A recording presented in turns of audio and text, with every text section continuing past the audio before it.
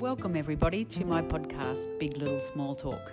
I'm Megan O'Hara-Sullivan and I love to talk, but I also love to listen. If you're new here, welcome. Thanks for joining me today. I hope you enjoy the episode.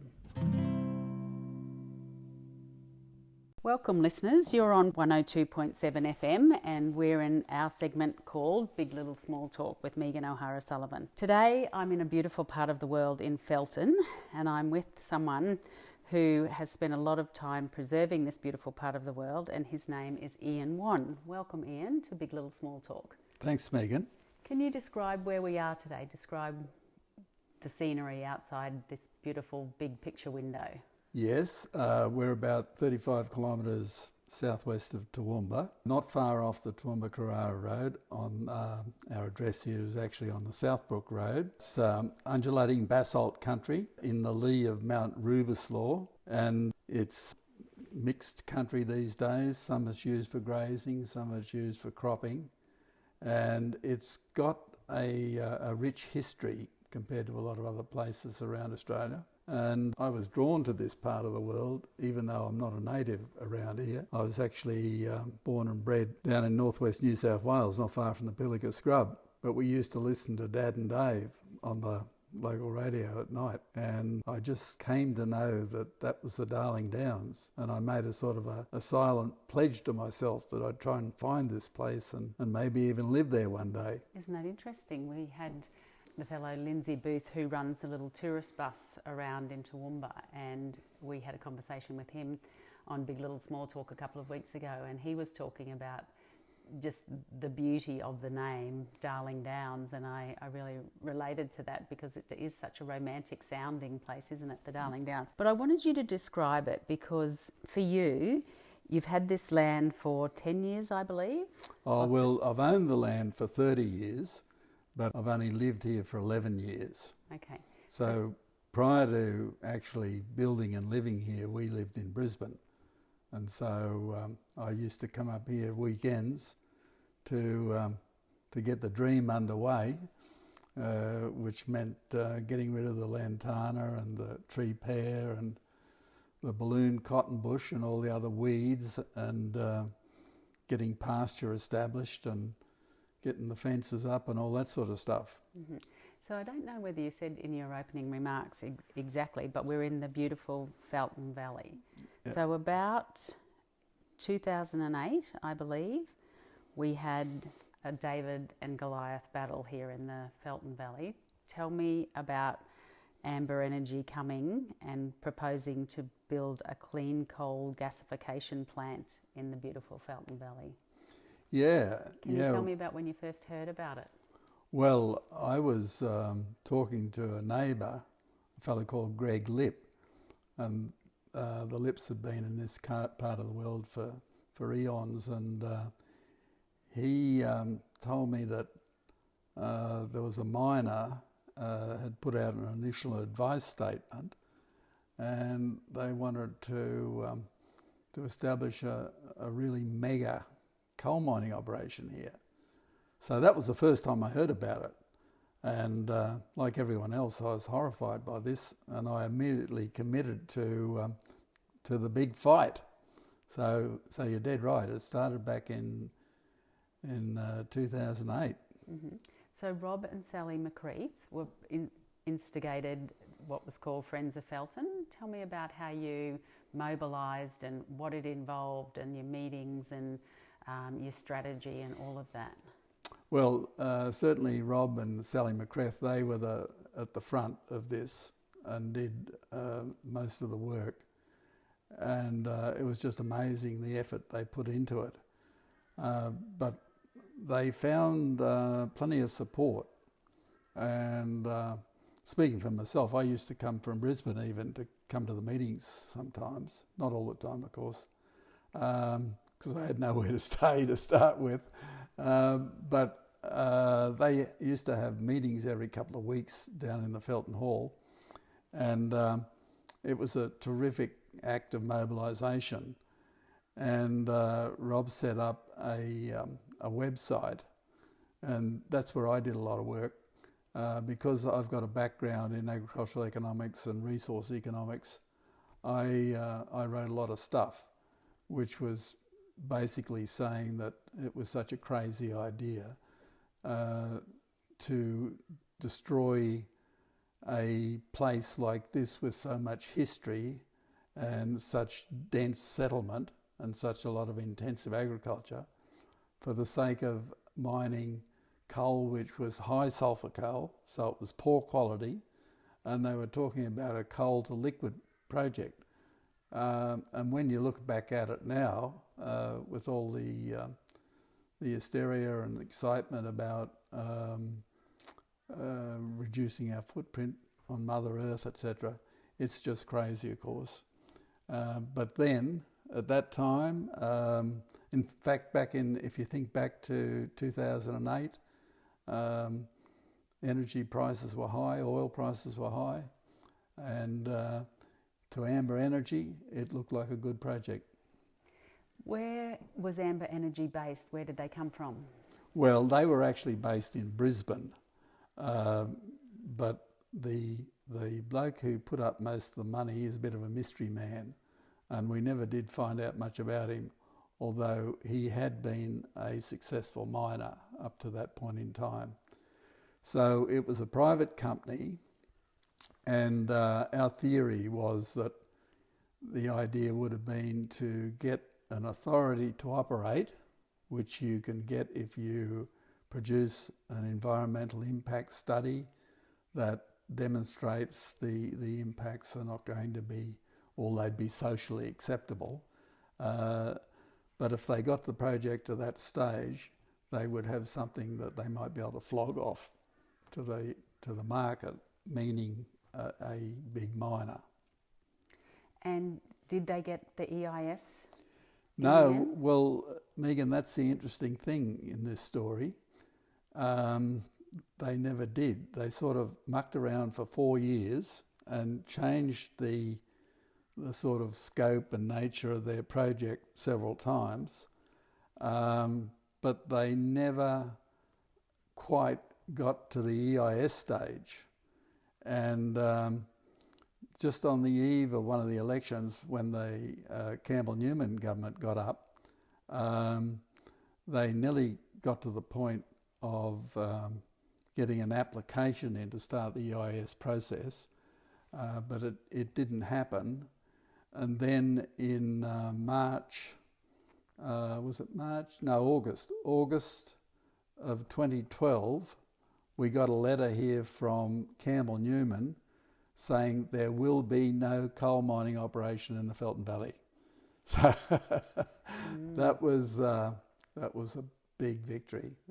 I know. I remember there was the controversy. Ray Hopper was involved at the time. Can you explain all of that to me? Yeah, well, Ray Hopper's an interesting character too.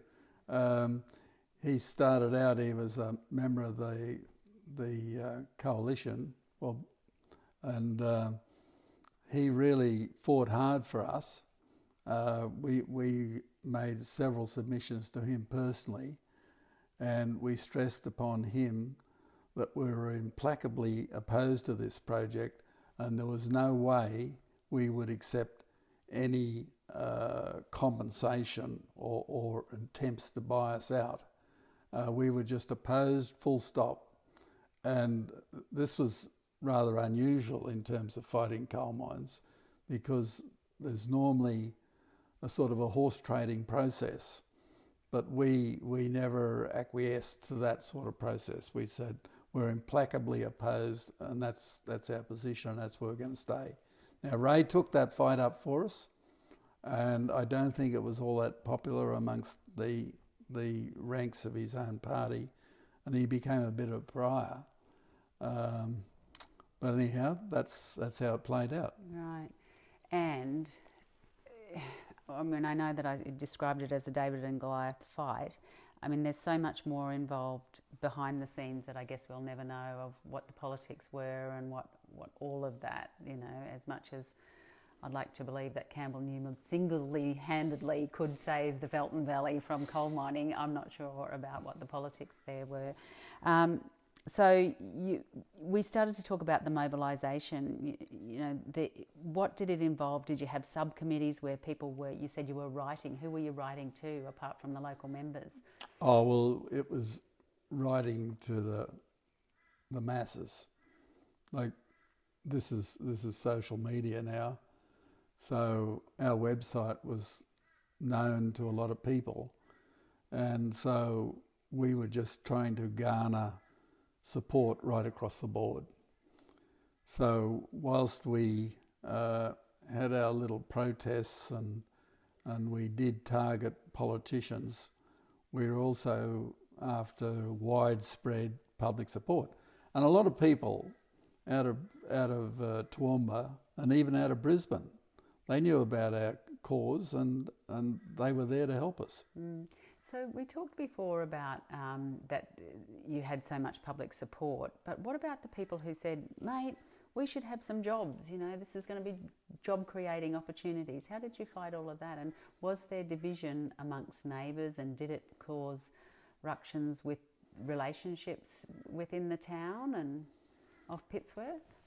Oh, well, I think some of the businesses in Pittsworth probably thought that we were being selfish or unreasonable because they would have benefited.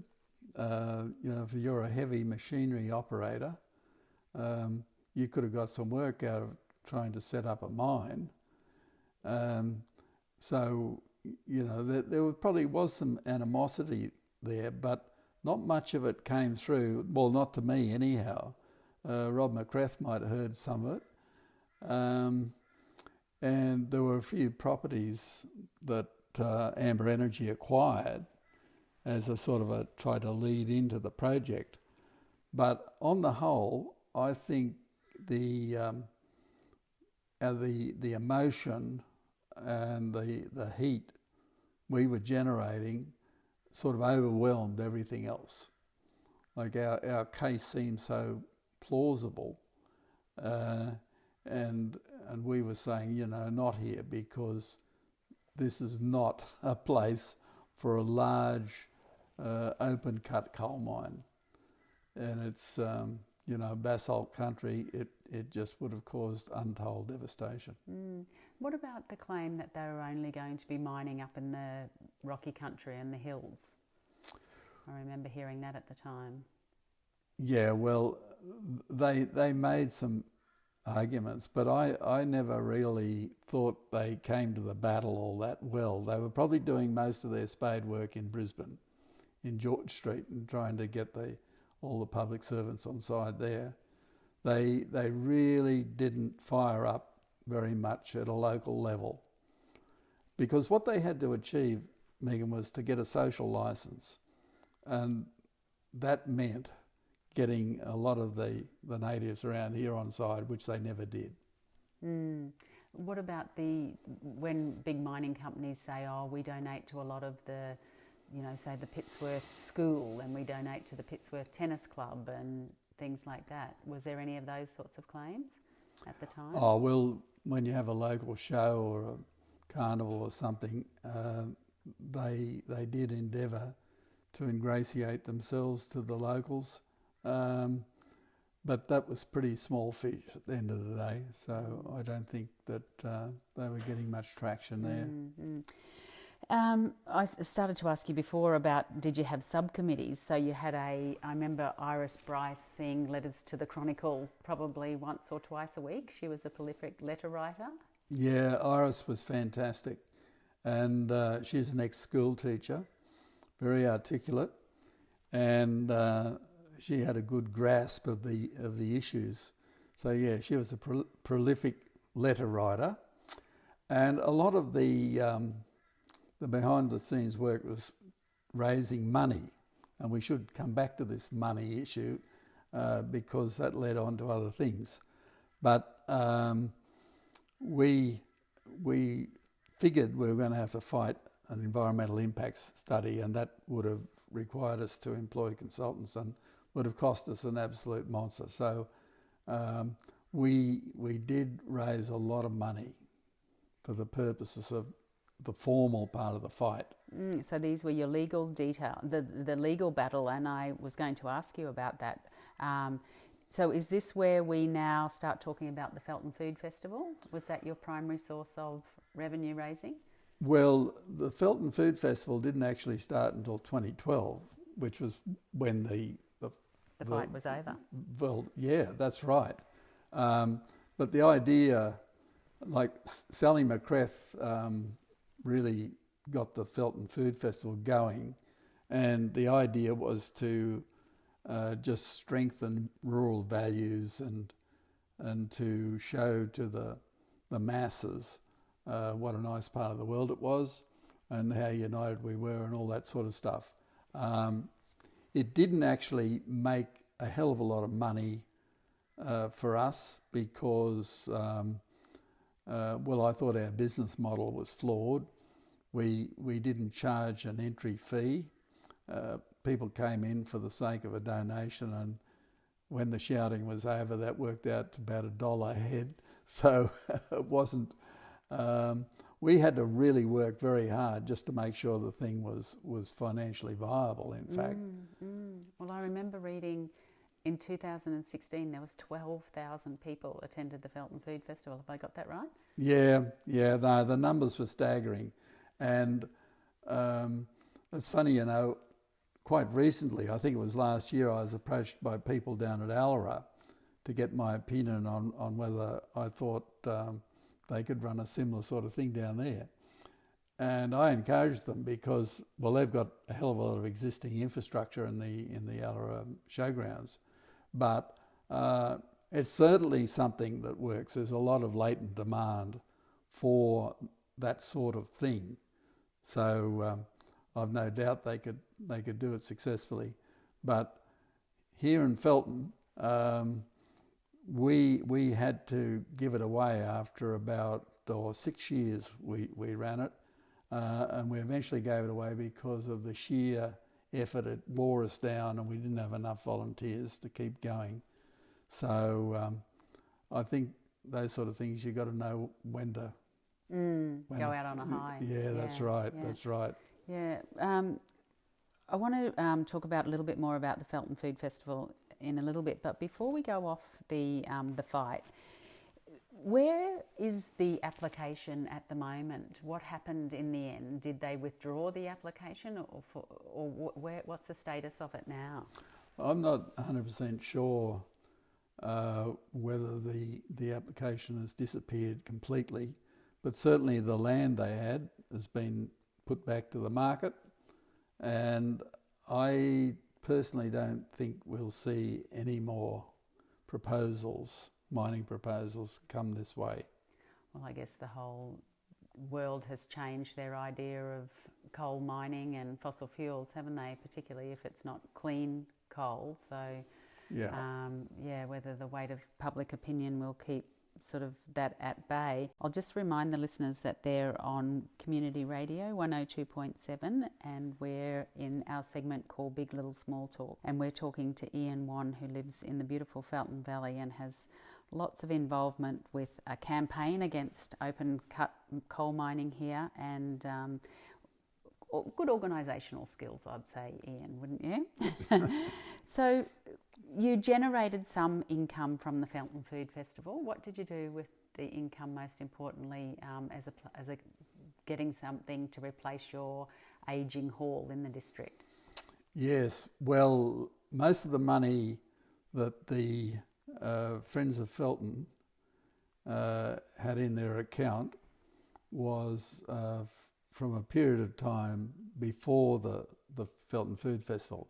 The Felton Food Festival was profitable. It did generate some money, but not huge sums. So the amount of money we ended up with in, let's say, if we jump forward to, say, 2014, was the sum total of what we'd made from all sorts of fundraising efforts before the food festival started in 2012, and then money that we'd made subsequent to that period. Really trying to gather that money for the fight. Really? Yeah, Yeah. that's right. And when we'd sort of had this victory, we had the letter in our hand which said there won't be a coal mine in the Felton Valley.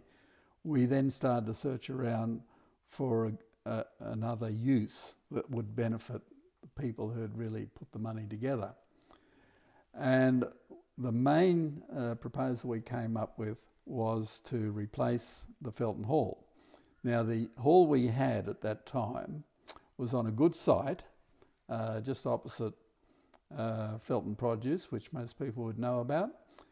And the original hall was built in 1931 by the local farmers, and it was a pretty crook sort of a building in a way, because it had no kitchen and no toilet facilities. So you couldn't really have a function there of any. You could have a quick meeting, and certainly Friends of Felton had their meetings there. So it was okay for that, but you couldn't put a dance on or any sort of commercial type event. It wasn't made out of slab hut, was it? No. It just had a sort of ripple iron on the outside, and it had a lot of sort of pine board on the inside, but it was sort of all warped, and it was definitely showing its age, and I don't think it could have been successfully renovated and made into something we'd be proud of. So in about 2014, I suppose, we heard about a building at St Anthony's in Toowoomba, and it looked about right. It was an interesting building with a lot of history in its own right. It was originally constructed out at Kabbalah back in the war years, and the government eventually required. See, that was an army base out at the Burma barracks, and the government eventually required them to shift that. It was built by the Catholic diocese, and they moved it into Mercy Street to start with, where it was served as a church for a time, and then they moved it over onto Stephen Street after they'd built a purpose-built church, and it became a sort of a social activities hall, and eventually they didn't want it. So anyhow, we put our hand up for it, and that began a period of intensive organisation on my part, I can tell you, and it's something I'm most proud of since I've been here. I'm proud of a few things, but getting that hall in place was really a big effort. And initially, we had enough money. This is the Hall Association I'm talking about now, the Felton Hall Association, which was a standalone entity, but it had money from the Friends of Felton. It was about 75,000, I think, and money from Powerlink. When the big transmission line was put through, there was compensation.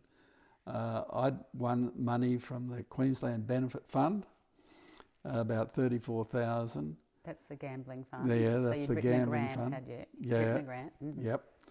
And the Hall Association itself had raised a certain amount of money. And anyhow, we got the Trans-State Homes involved.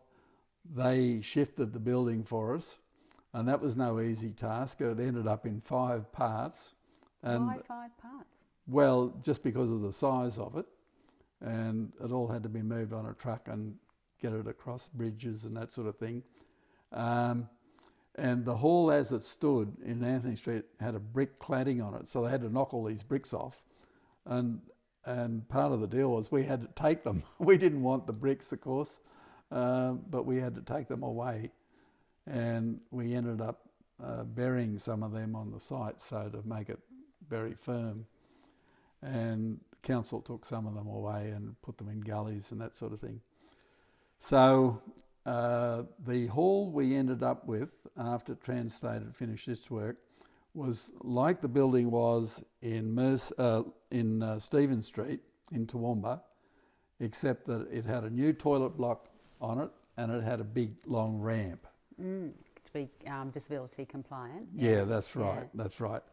But there were various faults with the building, and so subsequently we were able to win money to put on a new roof. That was about 20 grand, and a new kitchen. And the third big grant we got was from the Foundation for Rural and Regional Reconstruction, and that was to put solar on the roof. And as all the little halls around the Toowoomba region would know, there's a couple of challenges.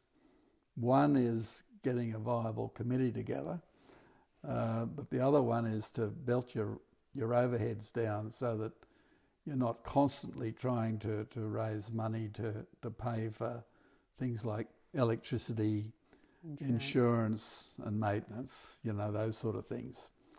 And so because we got these solar panels on, that's essentially eliminated our electricity bills, because even though the feed-in tariff is very low these days,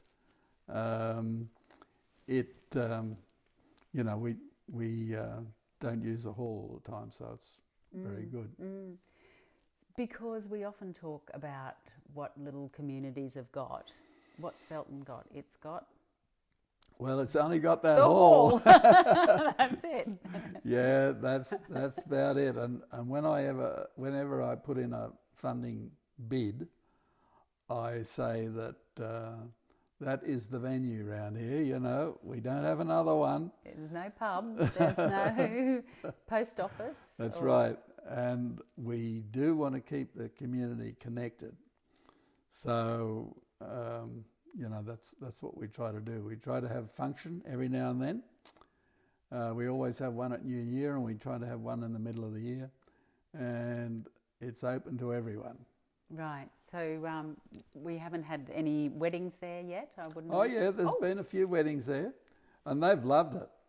They like the fact that it's got plenty of parking, they got the place to themselves, and the facilities are good. The kitchen's very good. There's plenty of stainless steel and plenty of room, so it works. Yeah, I've been to a couple of art exhibitions that you've had there and different things. So even political forums you've had there. It's a really incredible. Well, it's the gathering place, isn't it, for the committee? Yeah, and the hall committee's quite active, are they, or are you a bit like every other volunteer organisation? Well, just digress a little bit. On the 25th of this month, we're going to have a dance party there. But combined with that, we're having a tribute to the Norman family, or families, who are descendants from the people who selected land off Felton Station way back in 1911.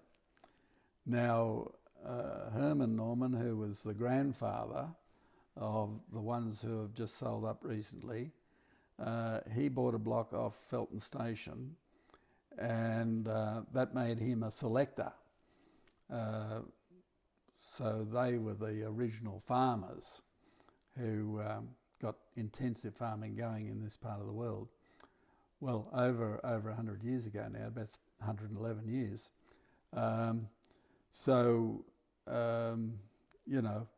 We want to have tributes where people have been with us for a long time. And Helen Norman, she was the treasurer, and I worked with her because I'm the secretary. And it was a joy working with Helen because she was so enthusiastic, motivated, and easy to get along with. Yay, Helen. Yeah. So that would be NAUMAT. double N? Is yeah, that well, rather a lot of than the people NOR? try to say Newman and that sort of thing, Mhm. but of course it's not, it's Norman. Yes, I'll just remind the listeners that they're on Big Little Small Talk, and we're talking to Ian Whan, who's not a long term, but probably relatively new, really. We'd say a blow-in, but a welcome blow-in, I'd say. Now, we're talking about the history of the district, and I am led to believe that you are a published author, and the name of your book is Felton District Histories. Is that correct, Ian? Yes, that's correct. Yeah, so we talk in the first chapter about the early settlement, and you're mentioning one of the families is the Norman family. Some of the other families around here are the Free family, and we'll talk about Bob Free a little bit later on. But tell me about the area was dominated by Felton Station. So when was that settled, and by whom? Well, you're on the right track. So if we want to go back into the history of European settlement, we've got to start with the Leslie brothers, who came up from the New England area in 1842, and they settled south of here. But once they didn't really discover this part of the world like Alan Cunningham did, and a few other people had blown through. But the big wave or flood of squatters came in after that period. So from throughout the 1840s and 1850s. Now they settled on very large holdings which were used strictly for grazing purposes. Primarily they were wool growers, and they were young Englishmen wanting to make their fortune. And a lot of the names we have around here now were taken from those stations, like Eatonvale. There was Eaton Station, and Felton, certainly there was Felton Station. And an interesting part of Felton's history is that Felton Station was owned at one stage by James Tyson. And James Tyson was Australia's first native-born millionaire. Now, I did read that quote, and I thought to myself, when I read that, I thought, is James Tyson an Indigenous person? And well, then he I was thought, born... don't be ridiculous. No, he's not Indigenous, but native-born means they were born in Australia. So he was born... Disappointing. And I thought it might have been an Indigenous fellow. But anyway, yeah. No, but he... I can say he started from very humble origins. He was just one of those people who had a sense of destiny, and he was very single-minded, and he understood money and legal stuff. And believe it or not, back in those days, the political economy was all about who was going to own and control the land. So, much like it is now, isn't it? Yes. Wars are fought over two things, land and religion, isn't it? Well, if you wanted to hang on to land, you had to know what the rules were. So James Tyson understood all that. But anyhow, we won't dwell on him too much. The basic picture is that it was all large holdings, and then that era only lasted for 50 or 60 years, and then the politics sort of turned against extensive holdings in this part of the world, and there was a great push, and we came into the next phase of ownership, and that was the selectors. And the selectors were given the option to buy up gazetted parts of these big holdings.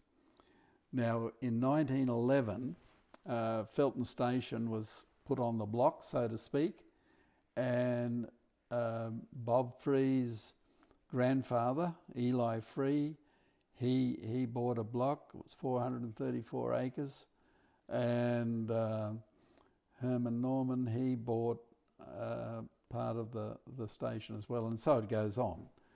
And so we've only got a few families left in this part of the world now who are descendants of the original selectors. So most of the holdings were around that sort of 500 acre size, were they? Well, they were small, and you know, in retrospect, we'd probably say they were too small. Some were only 50 acres, some were 100. This block I live on, it was 100 acres.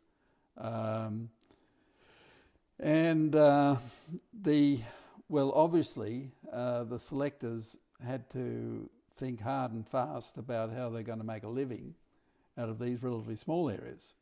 And so a lot of them went into dairying. And dairying sort of worked when you think about it. It was a fairly intensive sort of land use.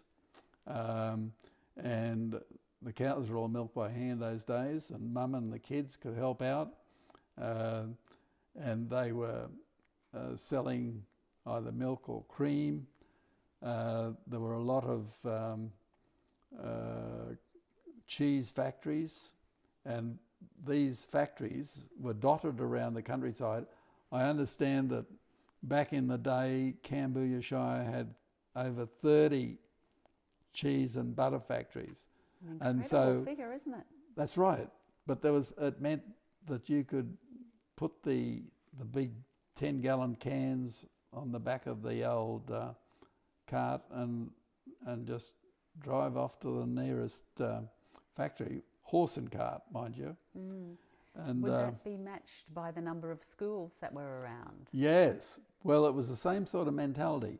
Schools had to be close enough for the kids to get there either by, or maybe even walking on some occasions, but certainly by riding their horse or a bike or some, you know, relatively, by our standards anyhow, relatively primitive means. It wasn't sitting in the back of the air-conditioned car with their iPods on and looking out the window. That's right. Nothing like that. Or fiddling with their phone, yeah. Exactly. Yeah, it's interesting, that figure about the cheese factories. So just going back to your book, how did you market your book, and had you ever written a book before?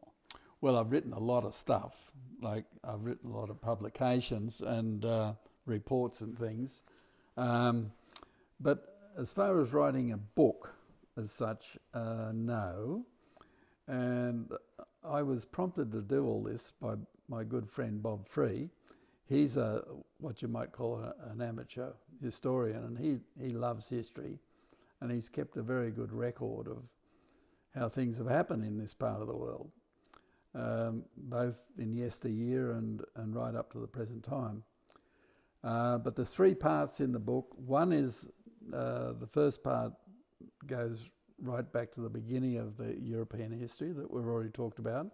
So it starts off in 1842 and brings us right through to the era of farming. And part 2 of the book is most of that material was contributed by Bob, and I tried to embellish it as best I could. There's a lot of good photographs in there from, you know, lumping bags of wheat and all the old machinery they had, especially steam, the old steam rollers, and then the third part of the book, it delves into the fight we had against the mine. So I was very pleased to have the opportunity to put that material somewhere, because during our fight I'd written this big sort of situation statement which tried to cover everything, all the arguments we'd developed over the years, and I thought it was important that we get that on the record somehow, because otherwise it would just you know, there'd be no standing record of what we actually did and the arguments we developed. Yeah, lost to history, of course, and you know, it's such an important fight. Apart from when you're organising with the Hall Committee, what other organisations are you involved with here at the moment? I know you're on the Environment Advisory committee at council, so you're obviously highly motivated by environmental issues. Yeah, well, Friends of Felton is still a formed up organisation. We don't do very much, but we've still got a healthy bank balance, so we have to stay organised just to administer that in a way. And we do a few little things. We've got a sign up down at the hall which says "Proud Aussies don't litter." Friends of Felton paid for that. And we've got a firefighter sitting in a shed on the Freeze property. It's brand new. A firefighter, what is that? A machine? Not a person? Yeah, it's a trailer. It's all equipped, ready to go. It's got 2,000 litre tank, a Honda motor on it and all the hoses. And it's got bogie axle.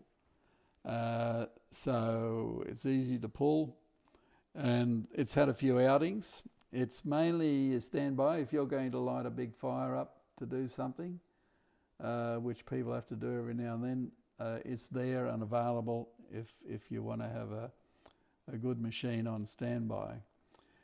And we are open to other things like that. Tell me about what is it? Good Friends Don't Litter. What does that mean? What's that campaign about? Oh, look, that's one of my passions. Thank Start you, up. Megan. You've got an audience. I'm glad you and you've got a couple of minutes. Yeah, well, I'll be quick. I'm rather sad about the amount of litter we see on the roadsides around Toowoomba, especially on the ones, between here and Toowoomba City. And I just think people could make a better effort not to litter.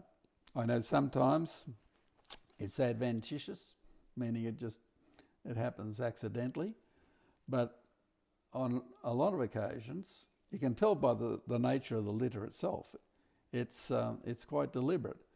And so I'm urging people in general to be proud of their environment and keep the litter in the car until they reach a bin or get home and whatever.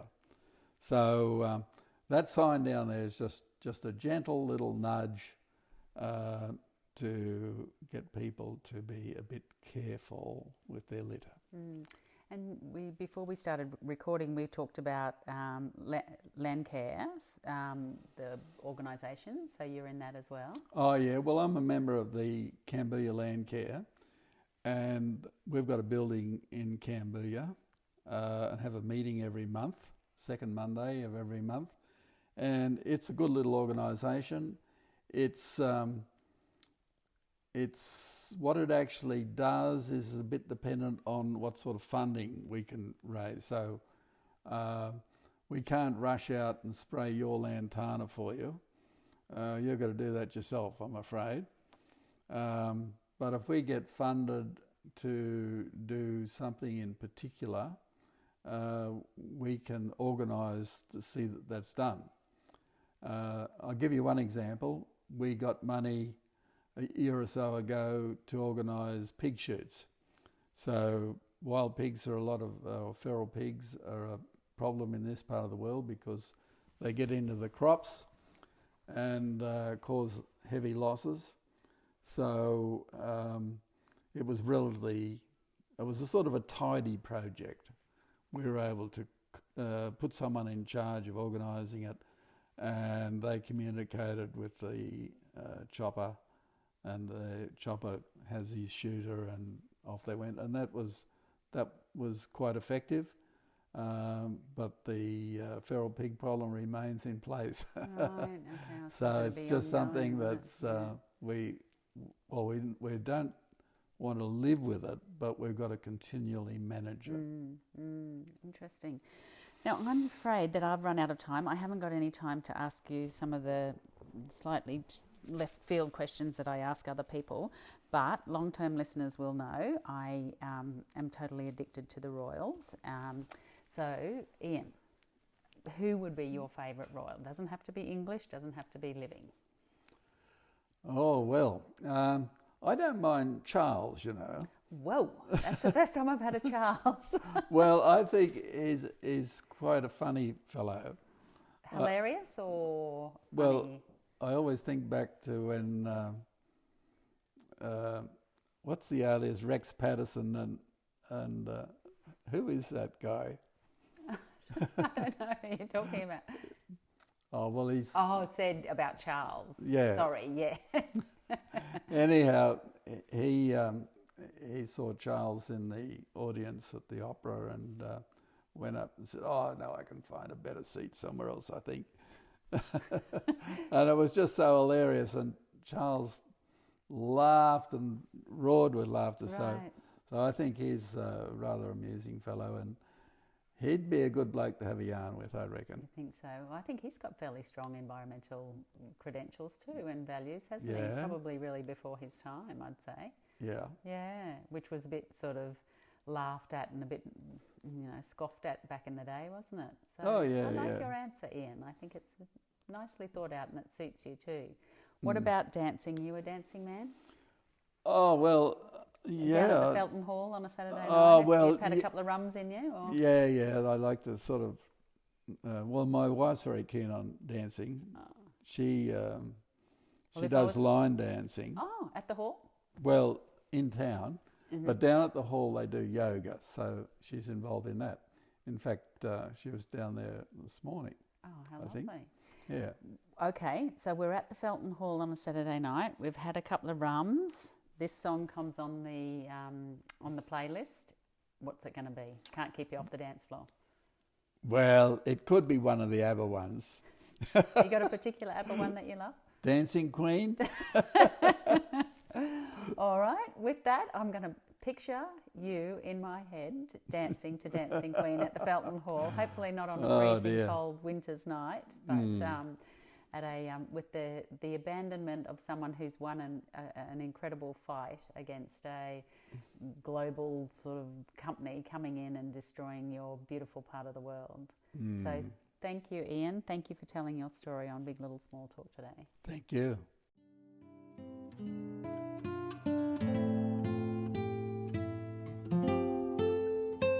That's it for this week. Thanks for joining me on Big Little Small Talk. I hope you can make the time to join me next week. If you've enjoyed this episode, please subscribe on your favourite podcast app.